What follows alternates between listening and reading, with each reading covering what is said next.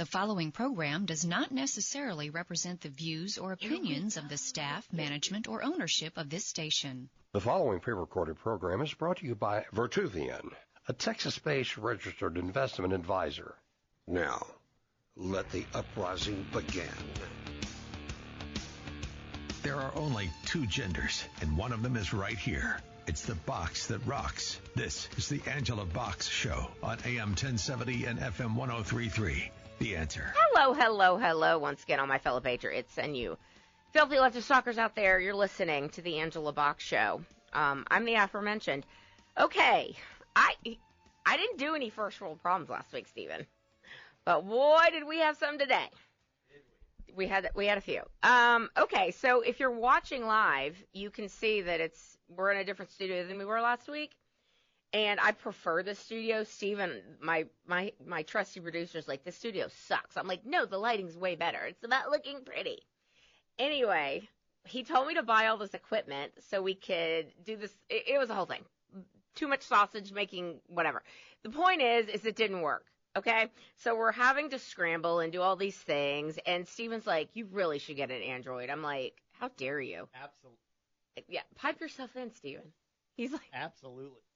See? This is why the studio's like, here's my plan. I can't get sound on myself. Aw, poor Steven. Steven is sad because, he was like, no, your Androids are better. And I have a friend named Jason who for years has been telling me to get an Android. I'm like, there's no way. I'm not very smart. Androids are for smart techie people. And Steven was trying. I agree with that. Yeah. I agree Steven was trying to explain to me how to pipe in this microphone and do all these things. I was like, ah! I was freaking out. I was like, dude, I have no clue whatsoever. Okay, let's get to the show. So that was a fun first world problem there. I have one more first world problem in the fact that I am flushing like there's no tomorrow because I take niacin. Because after you reach a certain age, weirdly, your cholesterol spikes for some reason. And so my sister was like, take niacin, and it'll help open your capillaries. But, y'all, I am like, it makes you flush, and it's the weirdest feeling. And my metabolism is so crap that, it's like, oh, you'll flush in about 20 to 30 minutes. No. 2 to 3 hours after I take this niacin is when I flush. Anyway, annoying. Okay. Before we get to political things, I want to talk about some cultural stuff going on. The Karen Reed trial, people are really starting to pay attention to this. And I was fortunate enough to connect with a girl. Her name is Kate Peter out of Massachusetts. And she has a pretty big YouTube following called at Masshole Media. Excuse me, not Masshole Media, Masshole Mafia. So on Twitter, she's Masshole Mafia. On YouTube, she's Masshole Mafia. And we had a chance to do a segment the other day. And it's like the point of view that we've got is diametrically opposed to about 80% of the public. We are both just flabbergasted at how many people have bought into this free Karen Reed thing. It's a cult, y'all. It is a legit cult. And it's not just that they're ignoring actual evidence. It's the vicious behavior of these people that they are doing, that they're acting like lunatics online. And it's very reminiscent of what we all experienced during COVID, where 80% of the world just did what they were told. Put on the mask, yelled at us, those of us who wouldn't, got the vaccine, bragged about it, all the things, okay? Did their, social distancing and walked down the arrows down the aisle and the plexiglass. And then there's the 20% of us that are like, you're functionally retarded, okay? Literally, you guys are functionally retarded that you're buying into all of this. And I feel that's kind of like the same thing as free Karen Reed. You look at the evidence, and the evidence is very clear she did it. And what I find fascinating, and Kate finds it fascinating, and I'm actually going to be doing an interview next week with a pretty prominent true crime writer named M. William Phelps. His name's Matt Phelps, but he goes by M. William Phelps, I guess professionally, but his name's Matt. He's written tons of books, and he's very recognizable in the true crime community. You'll know his face. If you follow murder porn at all, you'll be like, oh, yeah, I know that guy. Well, he has a great podcast I highly recommend. If you are new to the Karen Read thing and you're like, what is this phenomenon? What is going on here? Why is everyone talking about this case? 34 Fairview Road. Get it on any podcast platform. Anyway, I'm going to be able to interview with him next week. And he's on our side. And he's basically exposing this character, Turtle Boy. Turtle Boy is this blogger out in Massachusetts who ostensibly is a conservative, and I'm, like, embarrassed that he's MAGA or was MAGA or is, whatever. I don't claim this guy. He's a lunatic. And he's, like, going around and torturing these witnesses and basically ginning up all of this hate campaign against people that are simple witnesses to this in this case. But guess who's running the whole show is Karen Read. Karen Read, when she realized, she talked to her little lawyer, David Yannetti, and when David Yannetti told her, yeah, you're going to have some culpability if you hit this guy and you left him to die. Like, even if you didn't mean to do it and you were blackout drunk, which, such a good look, Karen. Even if you did all those things, you're still going to have culpability. So the minute she realized she was going to have some legal culpability is when she came up with this insane conspiracy theory. And I've said this before. I love a good rabbit hole. I love a good conspiracy theory. This ain't it, okay? She did it, and why it's so fascinating is the way she's trying to take down people who are simple witnesses instead of just copping a plea and taking responsibility. Like, it's gross, and I hope that karma is coming for her. I think that it is. I think this is a way different trial than the first trial, and hopefully this heifer goes to jail soon. Now, on a note of public sentiment type of thing, like I said, like 80% of the people that are following this case are pro Karen Read. It's even MAGA people. It really stems the political spectrum. Like, conservatives are on her side, liberals are on her side. And, like, only, again, like 20% of us are like, no, you guys are absolutely insane, like functionally retarded. But on the flip side of that, there's another cultural moment we're all living through, which is the Blake Lively, Ryan Reynolds, Justin Baldoni case. I'm not going to get into the whole case. If you know what it is, you'll know what I'm talking about. If you don't, look it up. This isn't necessarily a rabbit hole, but it's about public sentiment. Now, on the flip side of this, I would say that about 80% of us are on the side of Justin Baldoni. Like, what Blake Lively and Ryan Reynolds did inadvertently was to destroy their careers completely and to pull the veil back and show the world, like, what nasty human beings they are, just garbage humans. 80% of us are like Team Justin Baldoni, 100%, and about 20% are Team Blake. Okay. I find that very strange that I guarantee that probably all the free Karen Read people are more than likely on Justin Baldoni's side. And I'm certainly on Justin Baldoni's side on this, but I'm 20% on the other side. It's weird. Well, this week, the case that Justin Baldoni was bringing against Blake Lively for defamation, and it's, as someone who sued Quan Lux for defamation is extremely hard to prove, but he 100% had a case. This woman, Blake Lively, because she wanted control of this film, and she was just an actress, but she's like, I want authorship. I don't feel fulfilled unless I have authorship. It's like, heifer, you're an actress, okay? Be happy that you're getting paid to speak. Anyway, because she didn't get her way and get to take over the film, she started saying that Justin Baldoni sexually harassed her, said he was a predator. Ryan Reynolds is egging him on. Ryan Reynolds is a very powerful Hollywood player and is going around, like, basically, defaming him, saying he is a sexual predator and he sexually harassed and preyed upon my wife. The guy gets dropped from his agency. He gets blackballed in the industry, all these things. And so he sued Blake Lively after she came out and had a suit against him for sexual harassment. He sued her for defamation. Well, weirdly enough, and it seemed like it was a pretty cut and dry case, like that it should definitely have gone to discovery at the very least. But this judge in New York, who ironically is the brother of a very famous Hollywood director named Doug Liman, who obviously is connected to Ryan and Blake, obviously, he kicked out the case. He kicked it out. And it was so disappointing because we were like, there's plenty of evidence to suggest that this woman defamed him.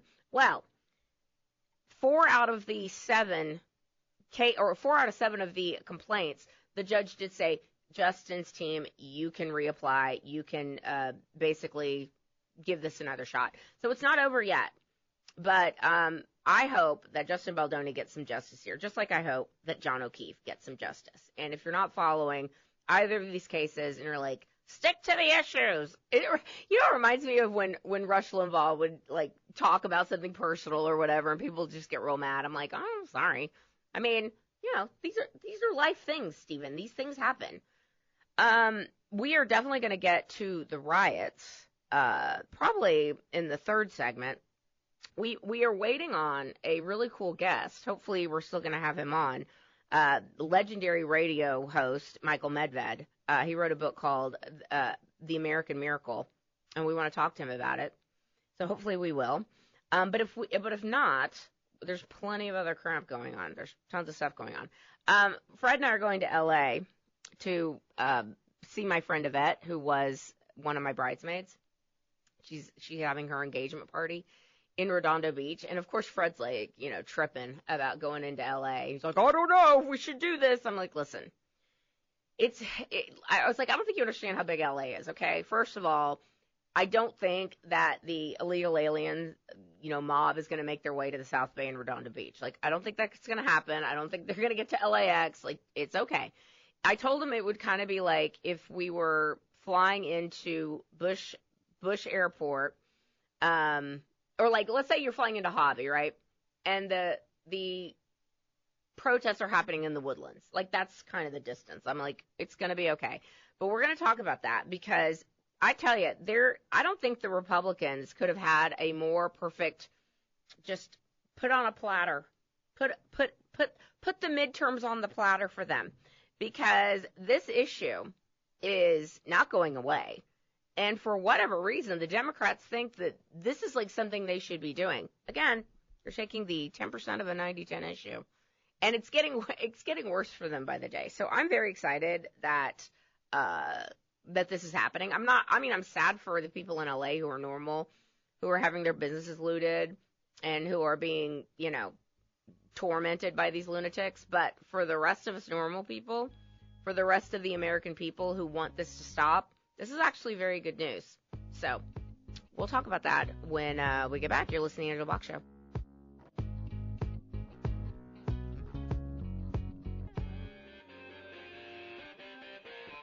Fighting for the conservative cause. It's the Box that rocks. Angela Box on AM 1070 and FM 1033. The Answer. Okay. The silver platter, the gift that keeps on giving. The Democrats seem to think, you guys, let's set this up real quick. Okay. So Trump gets elected, right? 6 short months ago. Trump gets elected. The number 1 or number 2 issue in every poll is immigration.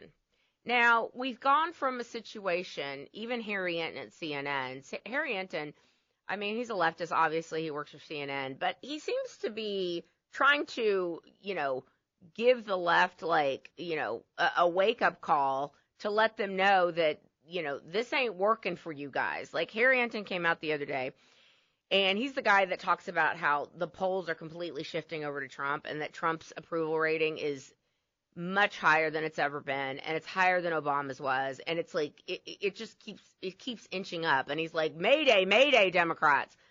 Anyway, Harry Enten let everyone know the other day that that immigrants who 4 years ago were what did he say? He said that 4 short years ago that illegal immigrants had like a net 26-point favorability. It's like, did they though? But okay, because it wasn't like this 4 years ago. Now illegal immigrants are at like a net 6 negative favorability. So it shifted almost 30 points in 4 years. Okay. So as time has gone on and people are like seeing how Joe Biden opened the country up to every illegal foreigner invader on planet Earth, and they're like, we don't know, we can't stop them. And the only reason why they did that is because eventually the Democrats wanted to give them amnesty in order for them to be permanent Democrats. Like, obviously, it's not just that they wanted them to vote, it's that they wanted the congressional apportionment to favor Democrats forever and always. Okay, that's why they did it. We know this. And so this lie saying, oh, we can't stop them, they just want a better life, as every prison is being opened and sent to us. Anyway, so for the past 4 years, the American people got a bellyful of what Joe Biden and the Democrats wanted to do. That's why the net negative is now at -6. That's a pretty dramatic swing. Harry Enten is trying to warn the Democrats, like, again, Mayday, Mayday. Okay, so here we have the situation in L.A. going on. I lived in L.A. for a very long time. L.A. is a hellhole, an S-hole, if you will. It really is. Like, I remember the last time I visited, and I told Fred, I'm like, I am not going to take you on a tour. There's no way, especially not now, obviously, but before I was like, no, absolutely not. I don't care. It's gross. It's crumbling. It looks like Havana 1959. Like, that's what it looks like. Anyhow, the way that the left has tried to portray what's going on is, it's just another fiery but mostly peaceful protest. Welcome to Summer of Love 2025. This is what they're trying. They're trying to get the fiery but mostly peaceful band back together, and they don't seem to realize that it ain't 2020. They don't have COVID hanging over everybody where they're afraid to say anything, and it's just not. It's again, plus 26 to -6 or plus 24 to -6, big swing. So when you see the people rioting and you see the people waving the Palestinian flags and the Mexican flags, and it's obviously very coordinated, and Data Republican is this account on X that everyone should be following because she's digging into who is funding all these things, and it's the usual suspects. I'm not even going to go into them. There's so many. There's 50, 60 of these leftist organizations that are funding these things. George Soros is involved, and, all these disgusting leftist organizations that are flooding the zone and coordinating these attacks or these riots going on in LA. And they have promised more to come, which again, stop threatening us with a good time. Okay. We wanted to get 75% of the Congress in the midterms. We might get 95%. I mean, probably not, but keep it up. Keep it up, and this is what's going to happen. Okay, so the Democrats are once again, and the media is once again, lying about what's going on, saying, don't believe your lying eyes, don't believe your lying ears, you're very Orwellian. The party's final edict was to not to believe what's right in front of you. It was their last and most important command, that whole thing. It is pure Orwellian what you're seeing in the media. What I find fascinating, though, is how it's the same people that were at the BM riots in 2020, the George Floyd riots. The Antifa people are the same.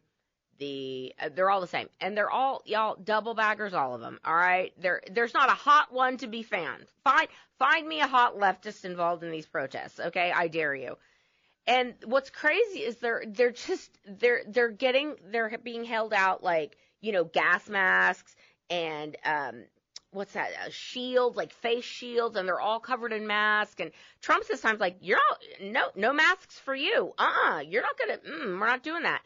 And yet the whole reason this ostensibly started was because ICE was going in there and ICE was going to be detaining some illegals. But actually, the reason that Tom Homan sent ICE in there in the first place was because there was like some big money laundering thing going on, that they were going to be arresting these, I think some restaurants and restaurateurs, and, they were hiring illegals and all these things. So yeah, they were grabbing illegals, but it wasn't just that. And Tom Homan's like, there's some child molesters in there. There's some rapists and murderers. Like, again, who are you standing for here? Like, what is this about?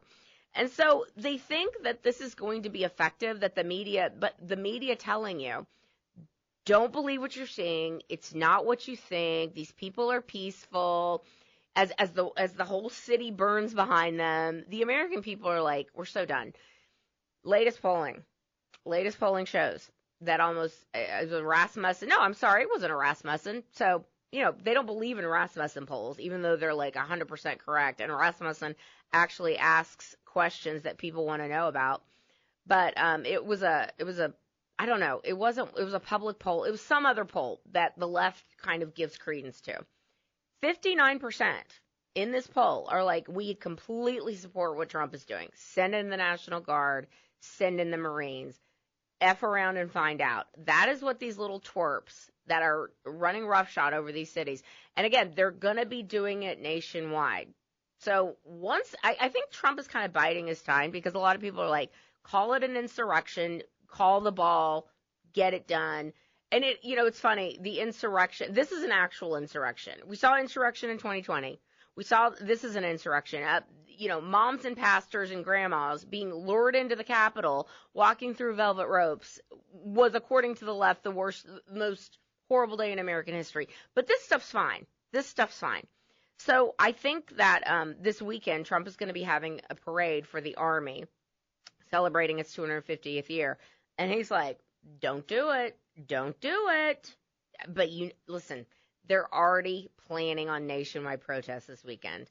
One of the Walton company, or the Walmart heir, is like she's like part of this No Kings thing, and the No Kings people are planning these nationwide protests, and it's going to get violent and it's going to get crazy.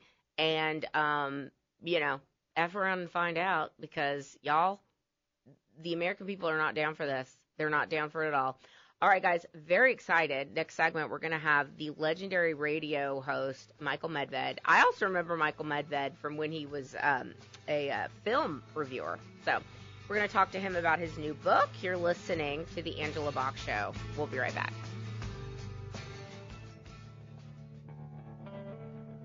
It's conservative, air combat, armed and ready. This is the Angela Box Show on AM 1070 and FM 1033. The Answer.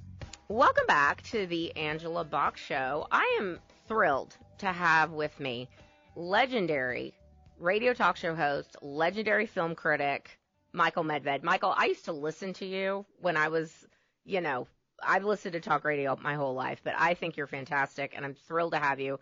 Michael has a new book out called The American Miracle.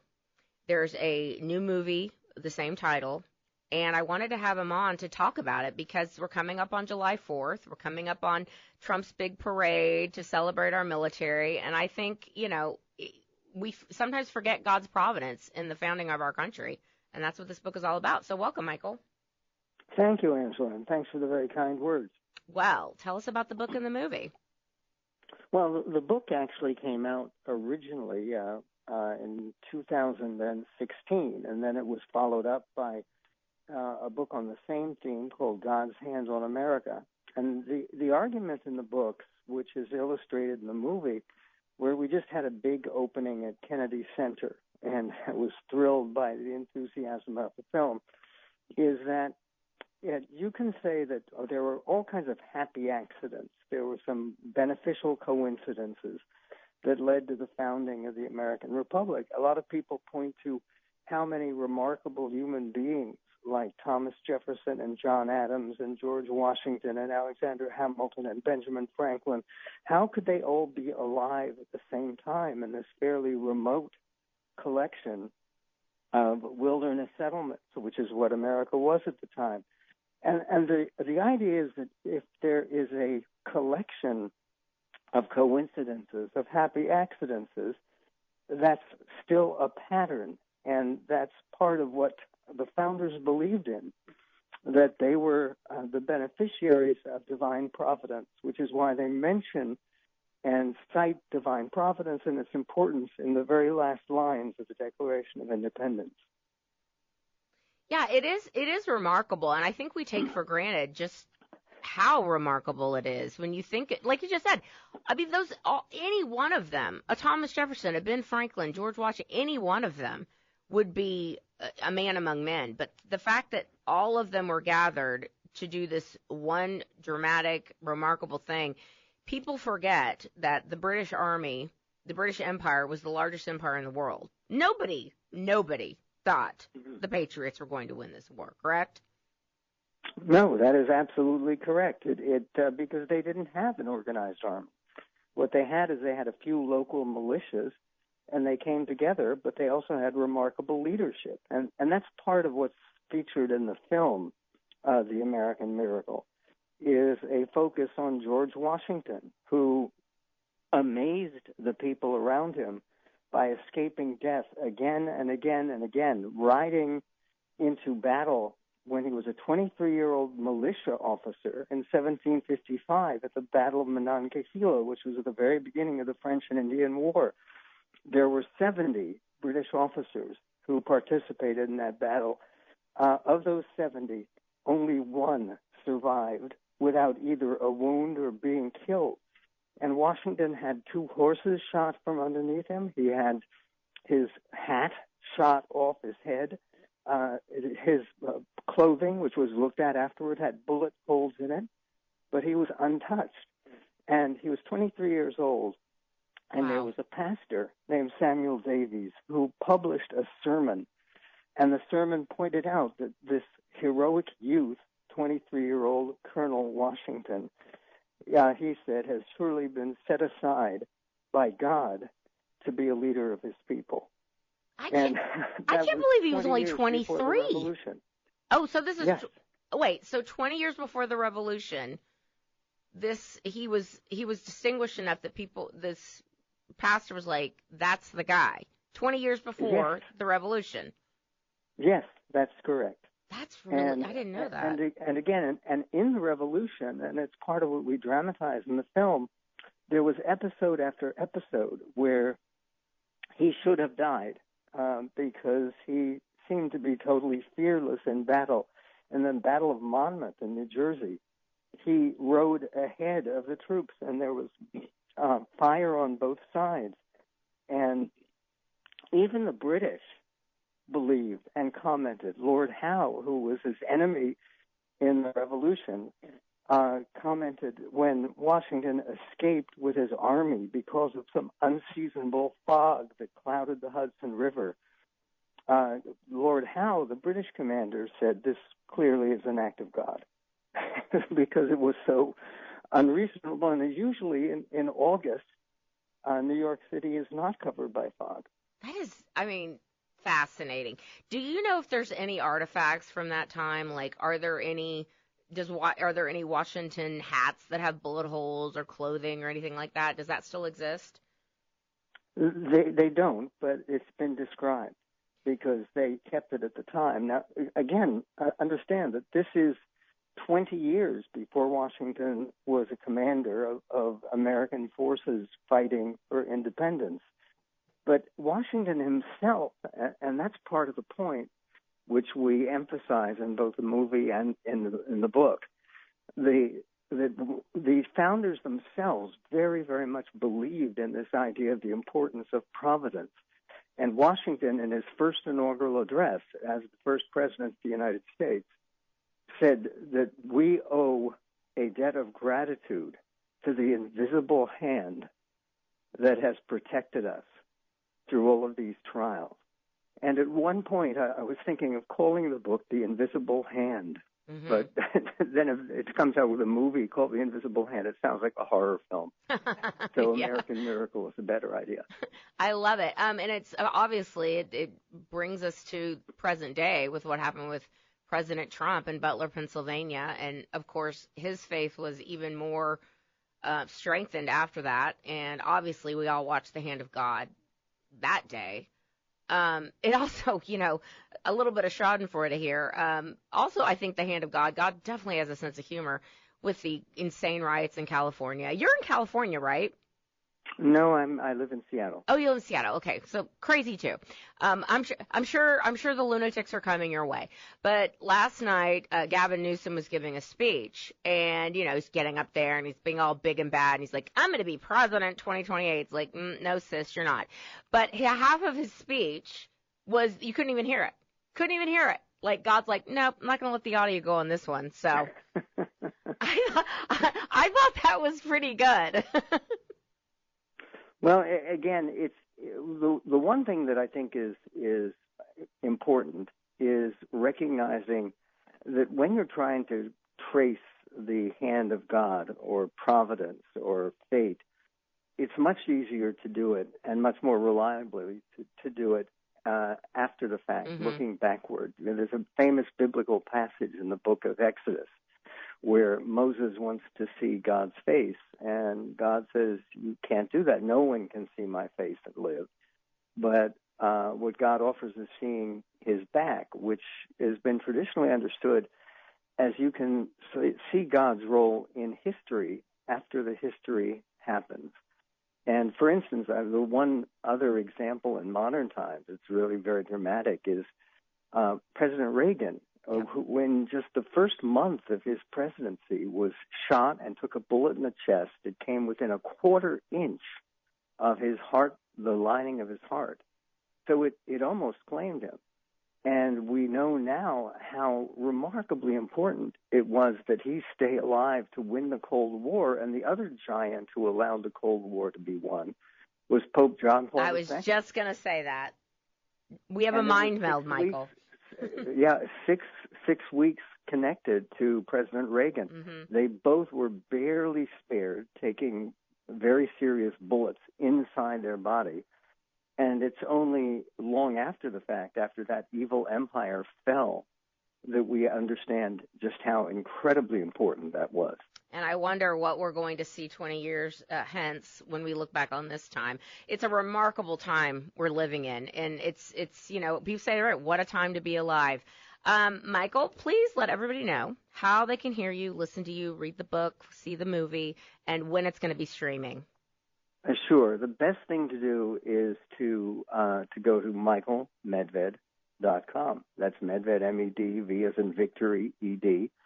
And that has the information on all things Medved and an ability to order both the audio version of the book, which is available, and that's also available through medvedhistorystore.com.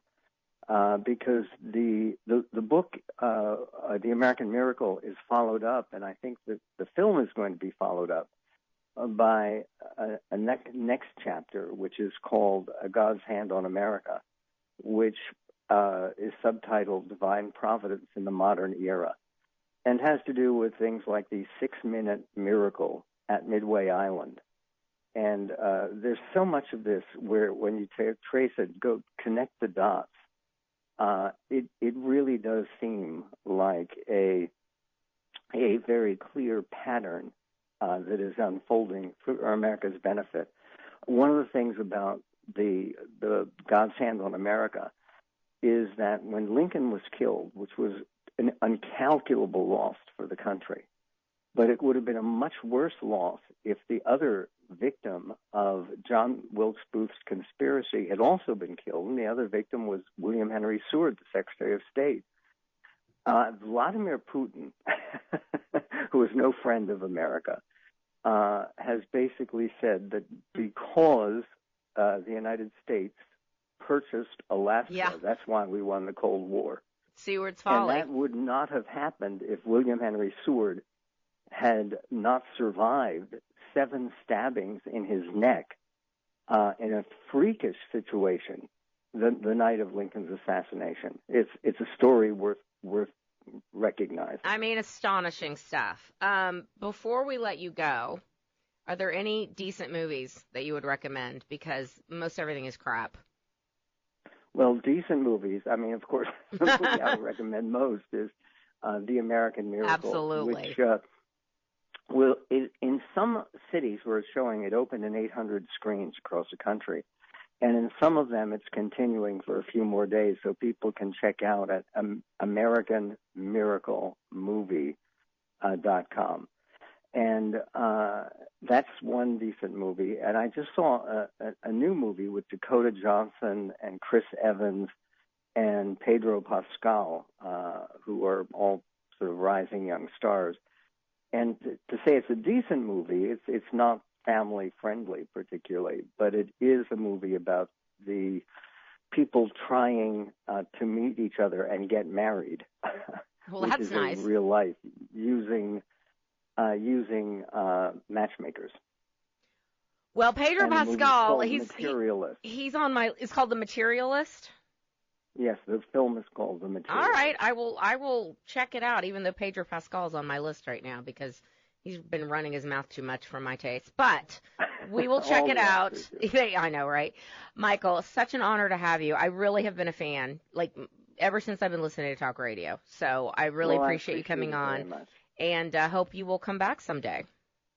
I appreciate it and look forward to it. And I should mention, as we were talking off the air, several of the crucial scenes in the American Miracle movie were actually shot in Houston at the replica of Independence Hall at Houston Christian University, So cool. which is beautiful and allows us to do, I think it's the first time it's been done in movie, a dramatic recreation of what happened at the Constitutional Convention, which is a miracle in its own right from 1787 involving an unlikely hero named Benjamin Franklin, who was already in his 80s.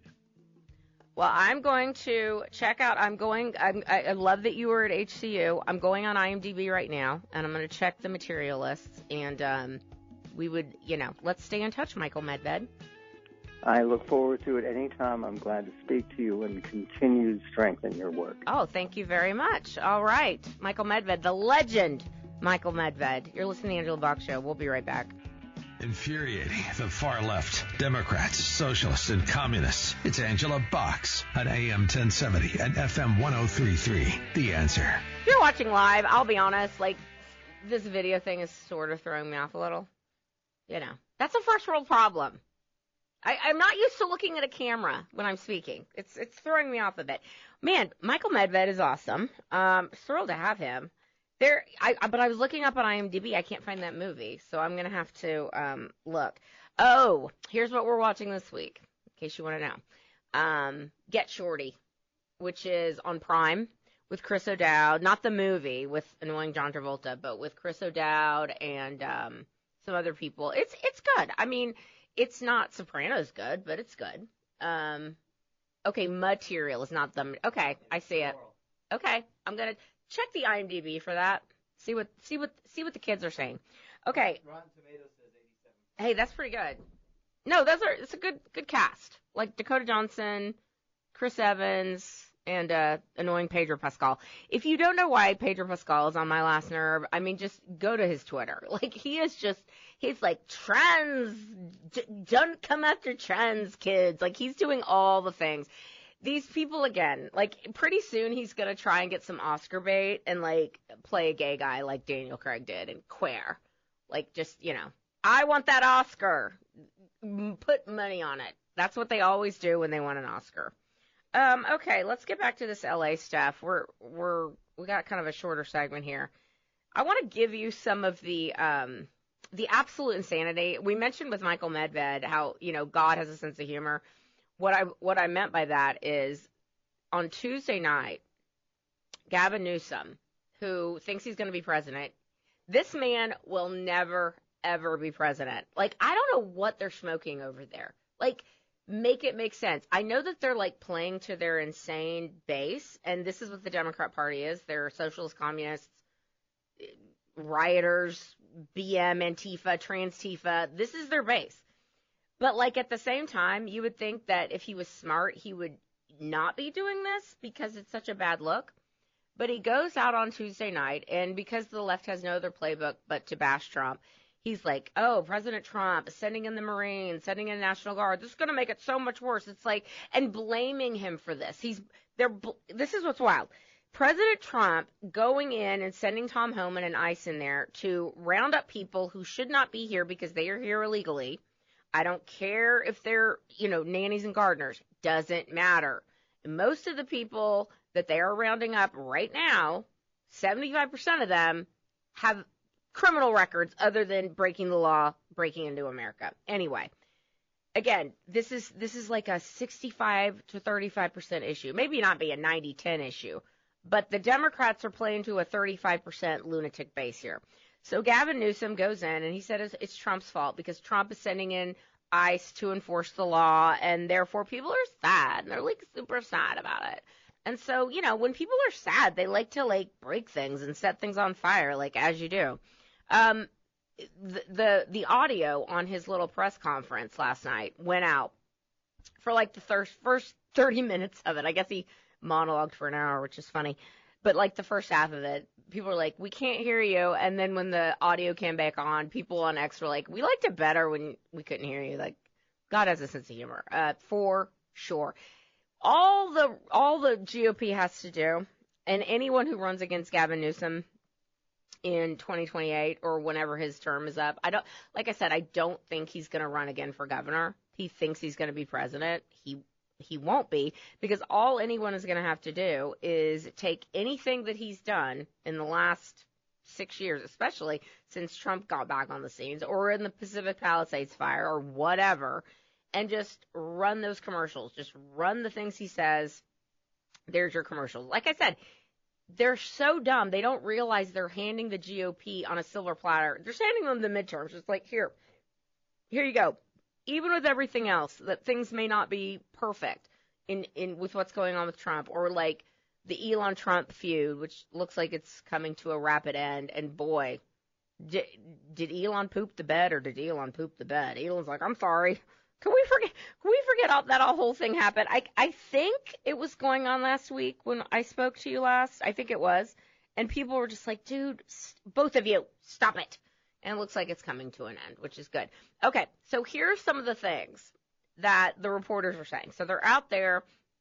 They've got people in the background as they're doing their little live shots and telling everyone, like, this is just fine. It's like, firebombs going on and cars being burned and people waving the Palestinian flag and the Mexican flag and all the things.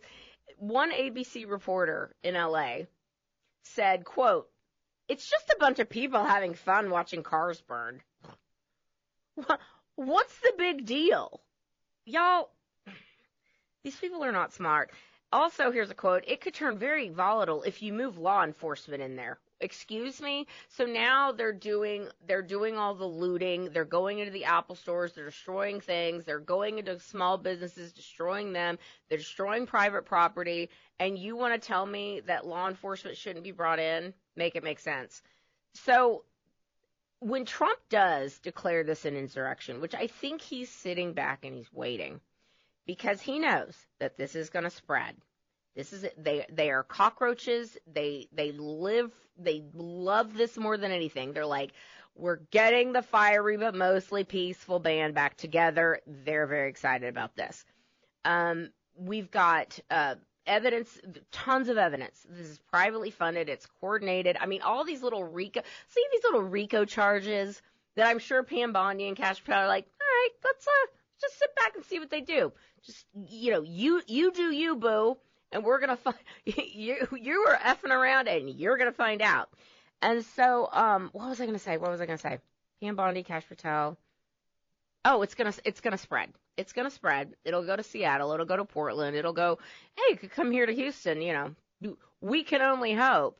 But at some point, Trump will declare an insurrection because he's trying to follow the law, the immigration law that's on the books. He's not snatching up, law-abiding citizens from their beds in the dead of night. No, these are illegal aliens who should not be here. And again, this is an issue where the American people are firmly behind what the president is doing.